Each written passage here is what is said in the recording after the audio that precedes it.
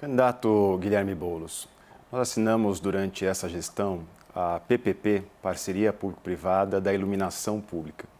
Durante esse período foram 150 mil pontos de luz trocados na cidade de São Paulo e nós começamos a trocar a iluminação nos locais de maior incidência de crime na cidade de São Paulo. O senhor tem tido sempre uma posição contrária às parcerias público-privada e à ação conjunta com a iniciativa privada.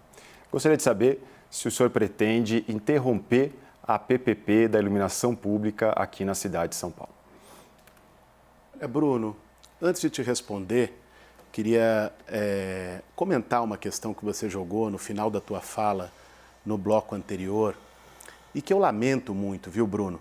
Que você tenha entrado num vale tudo para ganhar a eleição, né? Para querer ter o voto nesse segundo turno de pessoas mais simpáticas ao Jair Bolsonaro, você tenta ser aquilo que você não foi até aqui, né? Querer criminalizar movimento social, é um líder de movimento, chefe de movimento, né?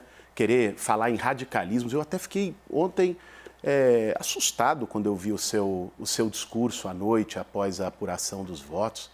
Discurso cheio de raiva, não sei, talvez porque você achou que a eleição estava ganha, ficou preocupado com o crescimento que nós tivemos nessa reta final e agiu dessa forma. Só que, Bruno, isso te diminui, você não precisa disso para fazer essa disputa no segundo turno, de ficar apelando, atacando o movimento social, fazendo eco a um discurso autoritário. Acho que você pode ser muito melhor do que isso.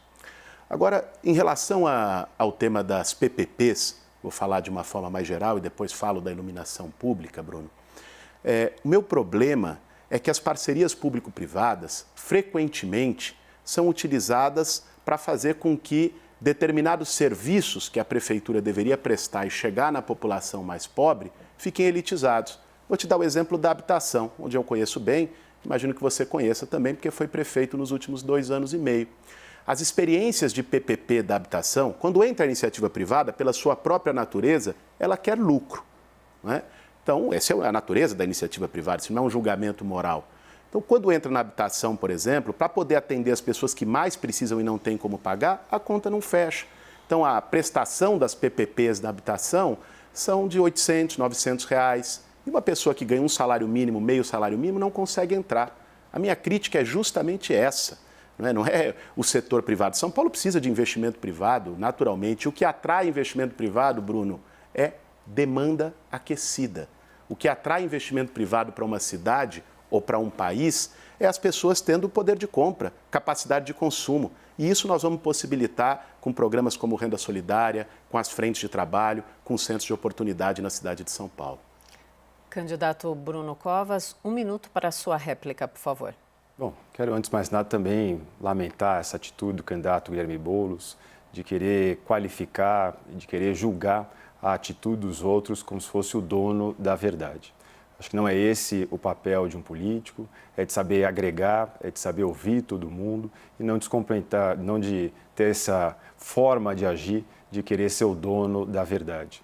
As parcerias público-privadas têm permitido com que a prefeitura possa focar no que é a sua atividade essencial, trouxeram um ganho para a cidade de São Paulo de 13 bilhões de reais. E a PPP da iluminação pública tem sido uma das ações da prefeitura para reduzir a criminalidade na cidade de São Paulo. O radicalismo ideológico sabe criticar, mas o radicalismo ideológico não sabe como reduzir crimes na cidade de São Paulo. Nós vamos continuar com a PPP e avançar ainda mais nos próximos 4 anos. Candidato Guilherme Boulos, 1 minuto, então, para a tréplica. Olha, o investimento em iluminação pública, de fato, é fundamental para a cidade como um todo, para as periferias, sobretudo, que estão abandonadas por esse governo do Dória e do Bruno. O Bruno tocou no tema da segurança pública, né? Isso se resolve com uma posição em relação ao papel da Guarda Civil Metropolitana, que foi sucateada. Hoje a GCM de São Paulo tem menos efetivo que a do Rio de Janeiro.